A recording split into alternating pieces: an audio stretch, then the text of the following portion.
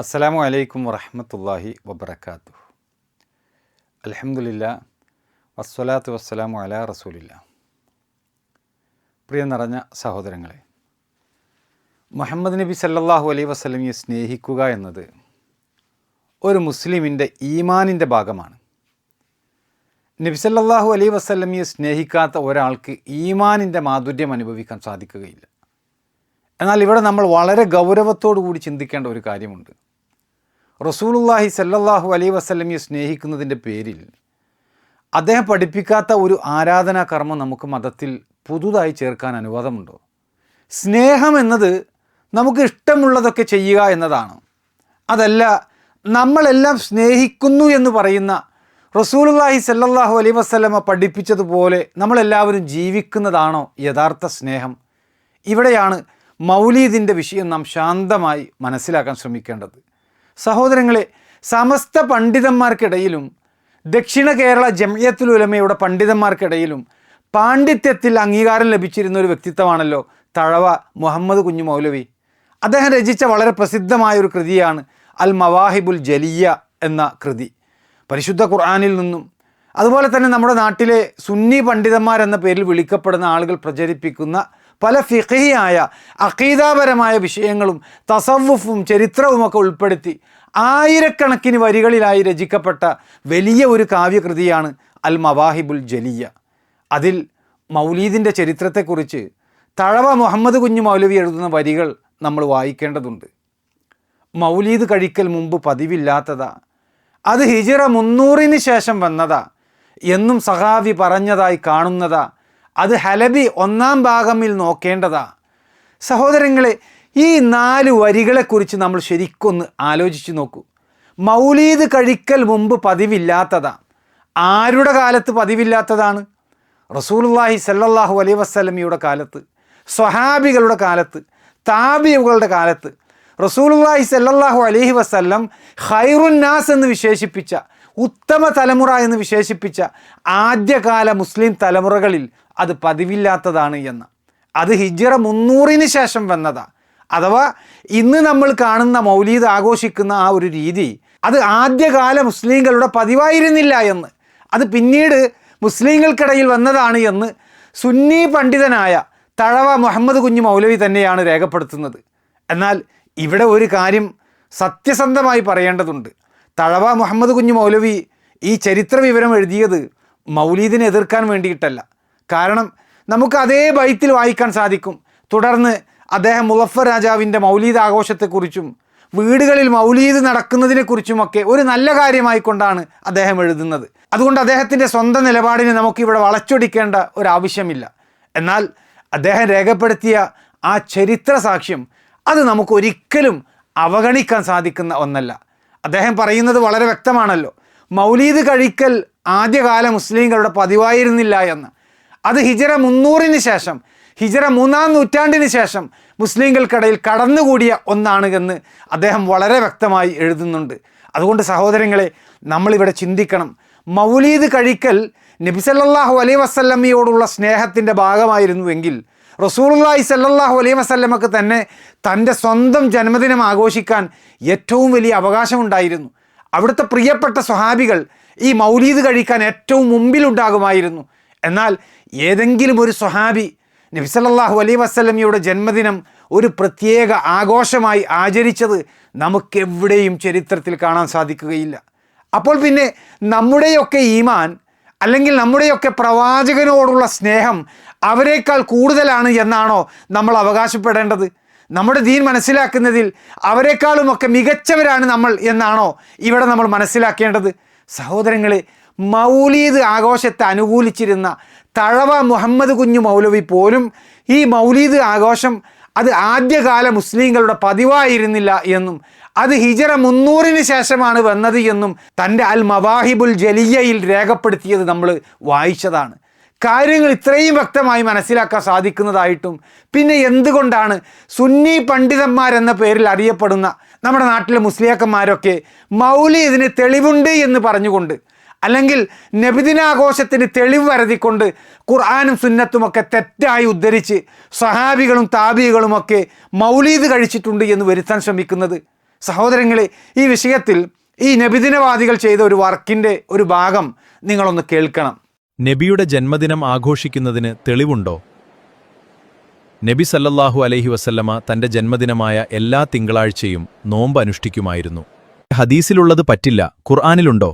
ഉണ്ട്. സൂറത്ത് യൂനുസ് 58 സൂക്തത്തിൽ പറയുന്നുണ്ട്, അള്ളാഹുവിന്റെ ഔദാര്യവും കാരുണ്യവും കൊണ്ട് നിങ്ങൾ സന്തോഷിക്കുവീൻ. പ്രവാചകൻ ലോകത്തിനു മുഴുവൻ കാരുണ്യമാണല്ലോ. പക്ഷേ നബിയോ സ്വഹാബത്തോ മൗലിദ് ഓതിയിട്ടുണ്ടോ?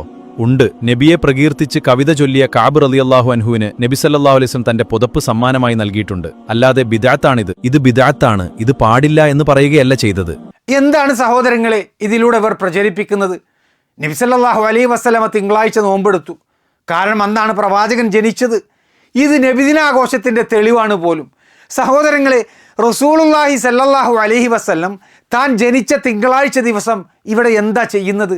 ഒരു ആഘോഷം നടത്തുകയാണോ ചെയ്തത്? പ്രത്യേകമായ ഒരു സദ്യ ഒരുക്കുകയാണോ ചെയ്തത്? നബി സല്ലല്ലാഹു അലൈഹി വസല്ലമ സ്വഹാബത്തിനെയും കൂട്ടി പ്രത്യേകമായി വല്ല മൗലീദ് പാരായണവും നടത്തിയിട്ടുണ്ടോ? എന്തെങ്കിലും രൂപത്തിലുള്ള പ്രത്യേകമായ ഒരു ചടങ്ങ് അവിടെ നിന്ന് സംഘടിപ്പിച്ചിട്ടുണ്ടോ? ഇല്ല എന്ന് നമുക്കൊക്കെ വ്യക്തമായിട്ടറിയാം. പകരം റസൂലുള്ളാഹി സല്ലല്ലാഹു അലൈഹി വസല്ലം ആ ദിവസം നോമ്പെടുക്കുകയാണ് ചെയ്തത്. അപ്പോൾ നബി സല്ലല്ലാഹു അലൈഹി വസല്ലമയുടെ സുന്നത്ത് നമുക്ക് പിന്തുടരണമെങ്കിൽ നമുക്ക് റസൂലുള്ളാഹി സല്ലല്ലാഹു അലൈഹി വസല്ലമ ചെയ്തതുപോലെ തിങ്കളാഴ്ച നോമ്പെടുക്കുകയാണ് ചെയ്യേണ്ടത്. അതല്ലാതെ നബി സല്ലല്ലാഹു അലൈഹി വസല്ലമ ചെയ്യാത്ത ഒരു ആഘോഷത്തെ അതേ ഹദീസിൻ്റെ പേരിൽ ഒരു പ്രത്യേക മതാചാരമാക്കുന്നത് അതൊരിക്കലും നമുക്ക് ന്യായീകരിക്കാൻ സാധിക്കുകയില്ല. ഇനി സൂറത്ത് യൂനുസ് 58 ആയത്തിൽ അള്ളാഹുവിൻ്റെ ഔദാര്യവും കാരുണ്യവും കൊണ്ട് അവർ സന്തോഷിക്കട്ടെ എന്ന് അള്ളാഹു സുബ്ഹാനഹു വ തആല പറയുന്നത് നബിദിനം ആഘോഷിക്കാനുള്ള തെളിവാണ് എന്നാണ് നബിദിനവാദികളൊക്കെ തട്ടിവിടാറുള്ളത്. സഹോദരങ്ങളെ, ഈ ആയത്തിൽ എവിടെയാണ് നബി സല്ലല്ലാഹു അലൈഹി വസല്ലമയുടെ ജന്മദിനം ആഘോഷിക്കണമെന്ന് പറയുന്നത്?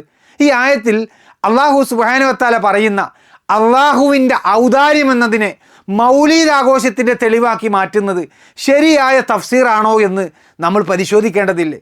നബി സല്ലല്ലാഹു അലൈഹി വസല്ലമ ലോകത്തിന് കാരുണ്യമായി അയക്കപ്പെട്ടവനാണ് എന്നത് ശരിയാണ്.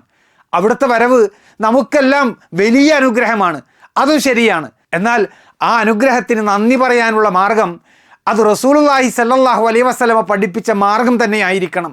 സഹോദരങ്ങളെ, നബി സല്ലല്ലാഹു അലൈഹി വസല്ലമയെ പുകഴ്ത്തി കവിത ചൊല്ലിയ സ്വഹാബിക്ക് റസൂലുള്ളാഹി സല്ലല്ലാഹു അലൈഹി വസല്ലമ സമ്മാനം നൽകിയിട്ടുണ്ട്. അതുകൊണ്ട് മൗലീദ് സുന്നത്തിലുണ്ട് എന്നാണ് ഇവിടെ മറ്റൊരു കബളിപ്പിക്കൽ ഈ മുസ്ലിയാക്കന്മാർ നടത്തുന്നത്. സഹോദരങ്ങളെ, നബി സല്ലല്ലാഹു അലൈഹി വസല്ലമയെ പുകഴ്ത്തി കവിത ചൊല്ലുന്നത് തെറ്റാണ് എന്ന് ആരാണ് പറയാറുള്ളത്? നബി സല്ലല്ലാഹു അലൈഹി വസല്ലമയെ സ്നേഹിച്ചുകൊണ്ട് അവിടുത്തെ മഹത്വം പറയുന്നത് തെറ്റാണ് എന്ന് മുസ്ലിങ്ങളായ ആരും തന്നെ പറയുന്നില്ല. റസൂലുള്ളാഹി സല്ലല്ലാഹു അലൈഹി വസല്ലമയെ പുകഴ്ത്തുന്നത്, നബി സല്ലല്ലാഹു അലൈഹി വസല്ലമയെ പ്രശംസിച്ചുകൊണ്ട് സംസാരിക്കുന്നത്, കവിത രചിക്കുന്നത് അത് നമുക്ക് 12 മാസവും ചെയ്യാൻ സാധിക്കുന്ന ഒരു വിഷയമാണ്. എന്നാൽ നബി സല്ലല്ലാഹു അലൈഹി വസല്ലമയുടെ ജന്മദിന ദിവസം പ്രത്യേകമായി തിരഞ്ഞെടുത്ത് അതിനെ ഒരു പ്രത്യേക മതാചാരമാക്കി ആഘോഷിക്കുക എന്ന് പറയുന്നത് നബി സല്ലല്ലാഹു അലൈഹി വസല്ലമയും സ്വഹാബത്തും പഠിപ്പിക്കാത്ത ഒരു കാര്യമെന്നുള്ളത് കൊണ്ട് തന്നെ ഇതൊന്നും മതത്തിൽ തെളിവാക്കാൻ നമുക്കൊരിക്കലും സാധിക്കുകയില്ല എന്നത് കൃത്യമായി തന്നെ നമ്മളിവിടെ മനസ്സിലാക്കേണ്ടതുണ്ട്.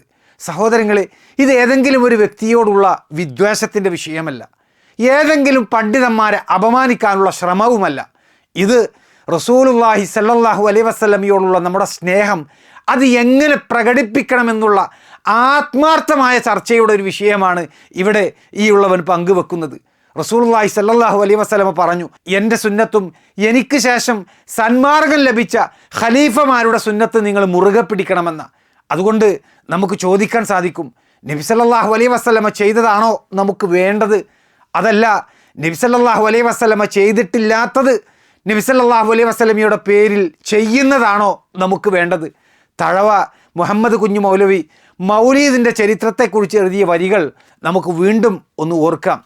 മൗലീദ് കഴിക്കൽ മുമ്പ് പതിവില്ലാത്തതാ, അത് ഹിജറ 300 ശേഷം വന്നതാ. സമസ്ത അംഗീകരിക്കുന്ന മൗലീദിനെ അനുകൂലിച്ചിരുന്ന ഒരു വലിയ പണ്ഡിതൻ്റെ ഗ്രന്ഥത്തിൽ നിന്ന് തന്നെയാണ് ഈ ചരിത്ര സാക്ഷ്യം. അതും ഇവരൊക്കെ അംഗീകരിക്കുന്ന സഹാവിയെ ഉദ്ധരിച്ചുകൊണ്ടാണ് അദ്ദേഹം ഈ കാര്യം രേഖപ്പെടുത്തുന്നത്.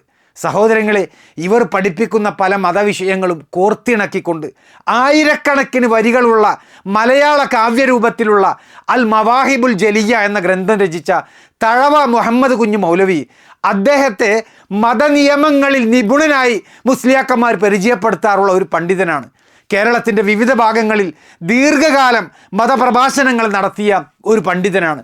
അദ്ദേഹം എഴുതിയ ഈ ഗ്രന്ഥത്തിലെ വരികൾ ദക്ഷിണ കേരള ജംഇയ്യത്തുൽ ഉലമയുടെ മുഖപത്രമായ അൻ-നസീമിലാണ് അതിൻ്റെ ആദ്യ ഭാഗങ്ങൾ പ്രസിദ്ധീകരിച്ചിരുന്നത്. ഇവിടെ ഞാനൊരു കാര്യം ചോദിക്കട്ടെ, മൗലീദ് ഇന്നത്തെ മുസ്ലിയാക്കന്മാർക്ക് പറയാൻ ധൈര്യമുണ്ടോ മൗലീദ് കഴിക്കൽ മുമ്പ് പതിവില്ലാത്തതാ, അത് ഹിജറ 300 ശേഷം വന്നതാ? ഇങ്ങനെ പറയാൻ സുന്നികളെന്ന് അവകാശപ്പെടുന്ന നിങ്ങളുടെ കൂട്ടത്തിൽ ഏത് പണ്ഡിതന്മാർക്കാണ് ഇങ്ങനെ ഒന്ന് പറയാൻ വേണ്ടി, ആത്മാർത്ഥമായ ആ ഭാഗം ഒന്ന് വായിക്കാൻ വേണ്ടി സാധിക്കുക? സഹോദരങ്ങളെ, സത്യാന്വേഷികളായ നമ്മളിവിടെ ഒരു വ്യക്തിയെ നോക്കേണ്ടതില്ല, സംഘടനയെ നോക്കേണ്ടതില്ല, നമ്മുടെ പാരമ്പര്യത്തെ നോക്കേണ്ടതില്ല. പരിശുദ്ധ ഖുർആനും സ്വഹീഹായ ഹദീസുകളും അടിസ്ഥാനപ്പെടുത്തിക്കൊണ്ട് നബി സല്ലല്ലാഹു അലൈഹി വസല്ലമയുടെ സ്വഹാബികൾ ആയത്തുകളും ഹദീസുകളും എങ്ങനെ മനസ്സിലാക്കിയെന്ന് പരിശോധിച്ചുകൊണ്ട് ഉത്തമരായ ആദ്യകാല മുസ്ലിം തലമുറകൾ അവർ എങ്ങനെ മതമനുഷ്ഠിച്ച് ജീവിച്ചു എന്നതാണ് ഈ വിഷയത്തിൽ നമ്മൾ പ്രധാനമായും പരിശോധിക്കേണ്ട കാര്യം. കാരണം റസൂലുള്ളാഹി സല്ലല്ലാഹു അലൈഹി വസല്ലം ഏറ്റവും കൂടുതൽ സ്നേഹിച്ചവർ ആ സ്വഹാബികളായിരുന്നു. അവർ മൗലീദ് ആഘോഷിച്ചിട്ടില്ല എങ്കിൽ നമുക്കെങ്ങനെയാണ് അത് ആഘോഷിക്കാൻ സാധിക്കുക? സഹോദരങ്ങളെ, റസൂലുള്ളാഹി സല്ലല്ലാഹു അലൈഹി വസല്ലമയെ നമ്മൾ യഥാർത്ഥത്തിൽ സ്നേഹിക്കുന്നുണ്ട് എങ്കിൽ അവിടുത്തെ സുന്നത്തിനെയാണ് നമ്മൾ സ്നേഹിക്കേണ്ടത് എന്ന് നമ്മൾ തിരിച്ചറിയണം. അവിടുന്ന് പഠിപ്പിച്ചതിനെയാണ് നമ്മൾ മുറുകെ പിടിക്കേണ്ടത് എന്ന് നമ്മൾ കൃത്യമായി തന്നെ മനസ്സിലാക്കണം. അവിടുന്ന് പഠിപ്പിക്കാത്ത കാര്യങ്ങൾ മതത്തിൻ്റെ ഭാഗമായി നമ്മൾ ഒരിക്കലും സ്വീകരിക്കരുത്. നമ്മുടെ ലക്ഷ്യം ആരെയും തോൽപ്പിക്കലല്ല, നമ്മുടെ ലക്ഷ്യം റസൂലുള്ളാഹി സല്ലല്ലാഹു അലൈഹി വസല്ലമയുടെ യഥാർത്ഥ സുന്നത്തിലേക്ക് മടങ്ങലാണ്. അല്ലാഹു സുബ്ഹാനഹു വ തആല നമ്മെ സത്യത്തെ സത്യമായി തിരിച്ചറിയാനും അതിനെ പിന്തുടരാനും അസത്യത്തെ അസത്യമായി തിരിച്ചറിയാനും അതിൽ നിന്ന് വിട്ടുനിൽക്കാനും അനുഗ്രഹിക്കട്ടെ. വസല്ലല്ലാഹു വസല്ലമ വബാറക അലാ നബിയിന മുഹമ്മദിൻ വഅലാ ആലിഹി വസഹ്ബിഹി അജ്മഈൻ വൽഹംദുലില്ലാഹി റബ്ബിൽ ആലമീൻ. ഇന്നൽ ഉലമാഅ ലം യുവർരിസു ദിർഹമൻ വലാ ദീനാറൻ വഇന്നമാ വറത്തുൽ ഇൽം